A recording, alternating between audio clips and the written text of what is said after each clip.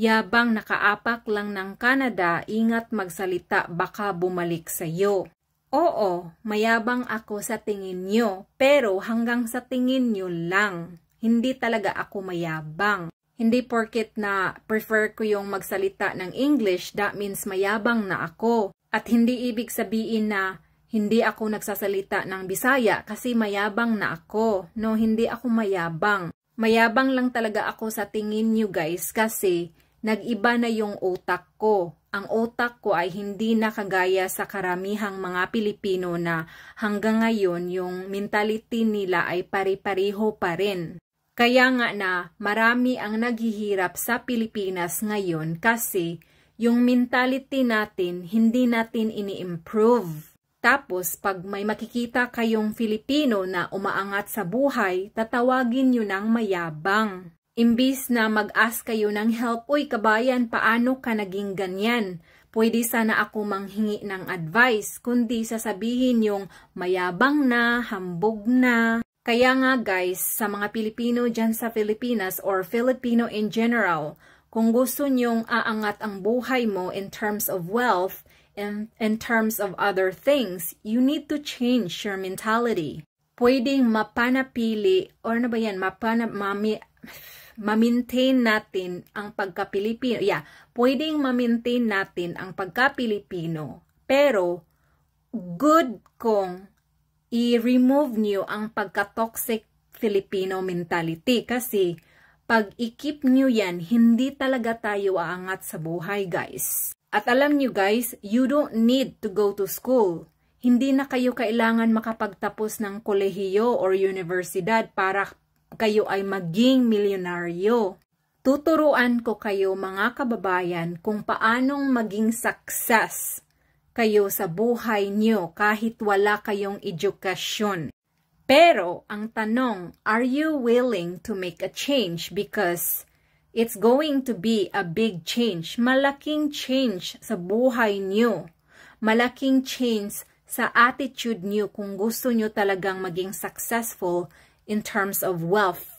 Yan ang problema sa mga karamihan nating Pilipino. Kaya pa rin sila naghihirap kasi ayaw nilang i-change or i-challenge yung self nila para uunlad ang kanilang buhay.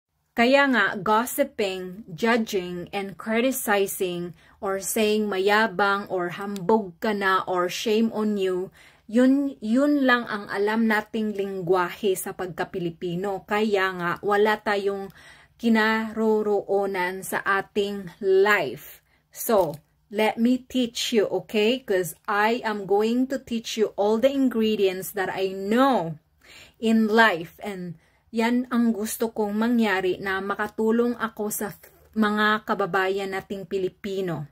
Okay guys, follow me and I will teach you. And ask me all the question you want to know, then I will teach you. Ba't palaging Pilipino tinitira mo sa mga content mo, Day? Alam mo, Day, Pilipino ka man o hindi, at kahit ano pang sasabihin ko dito, kung matamaan ka talaga, matamaan ka talaga. Kasi hindi naman ako nagpangalan ng tao, wala naman akong specific person na tinatamaan ko dito. Ang alam ko lang, ang crab mentality ay totoo, hindi ko yan ginagawa-gawa. Alam nyo kasi, pag ang tao ay may sugat, meaning may trauma sa buhay nila, tapos pag ang tao na may trauma, pag hindi sila maghanap ng paraan upang mapagaling ang trauma nila, meaning ang sugat nila, talagang dudugo yan kahit hindi yan hahawakan. Dudugo yan pag may bato-bato sa langit ang matamaan, wag magalit. At hindi ako nagtatagalog Day kasi nagpapatama ako ng mga Pilipino. Pag mag-i-English naman ako, sasabihan niyo ako ng hambugira or mayabang. Pag magtatagalog naman ako, sasabihin niyo ako magbisaya ka na lang. So ano bang gusto niyo Day? Pwede man ako magtatagalog, oy, pero most of the time, Day, nahihirapan talaga ako magtagalog. Pag magbisaya naman ako, Day, para akong galit. So, mag-English na lang ako, Day, para maging friendly ang tunog ng boses ko. Kaya din ako nagtatagalog is para makaintindi ba ang mga ibang kababayan natin na hindi makaintindi ng English. Kasi nga, gusto ko ngang tumulong sa mga kababayan natin upang maunlad ang buhay nila ba. Pero kung ayaw mong uunlad ang buhay mo, day, di wag na, kasi yun lang yung mga ibang Pilipino na gustong uunlad ang buhay nila, na gusto yung tulong nila galing sa akin. Of course, tutulong naman ako kasi nga, I care so much about my own people, you know. I just want the best thing for my own people. Ako kasi ang tipong tao na pag uunlad ako, uunlad din yung mga mahal ko sa buhay. Meaning, number 1 na yung mga mahal ko sa buhay, mga Pilipino yan. Kasi alam ko ang mga buhay dyan sa Pilipinas, naaawa talaga ako sa mga Pilipino, karamihang Pilipino na naghihirap. Yun, milyonaryo ka sa TikTok, ay alam mo dong or die, sa tagal ko na dito sa TikTok, day mga 3 years or 3 years na siguro dong, milyonaryo na sana ako. Pero kaso ay, hindi pa ako milyonaryo. 5 country lang talaga ang nakamonetize dito sa TikTok. Dahil nandito ako sa Canada, hindi ako nakamonetize ng TikTok. Pero kung nagla-live ako, may nagbibigay ng gifts, sometimes 4 hours ako sa live, sometimes 87 cents yung ma-accumulate ko sa gifts, sometimes $1, sometimes wala. Yung mga tao talaga na nagkapira, yun yung mga tao na nakatira sa USA, sa Italy I think, sa Germany, sa England.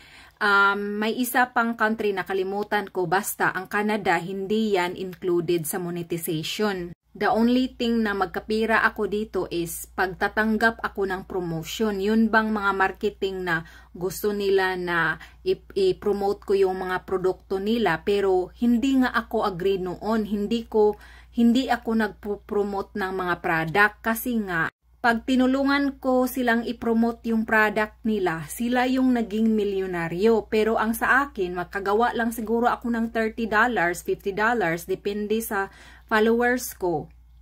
Pero ngayon, wala talaga akong pera galing sa TikTok. Promise. Alam ng mga Canadian TikTokers dito na hindi talaga sila nakamonetize. Pero kung nakamonetize sila, iwan ko kung paano sila nakamonetize. Pero ako, zero gyud. Zero talaga. Wala talaga akong income. Kaya nga, nagbibigay na lang ako ng free advice dito. At least, makatulong man ako sa mga tao na gusto ng mga advice ko. Yan, hindi ako nagpabayad dyan. Kaya nga, kawawa ako. Tapos yung lips ko naman, very dry. Ang ma-afford ko lang talaga is Vaseline kasi nga, hindi ako milyonaryo. Ang Vaseline lang talaga ang affordable para sa akin. At tignan nyo nga yung kilay ko, hindi yan kompleto kasi nga hindi ako maka-afford na bili ng pang tinta dito kasi sinisave ko talaga yung tinta ko sa eyebrow ko. Kaya mag-happy-happy na kayo dyan kasi wala talaga akong kita dito sa TikTok.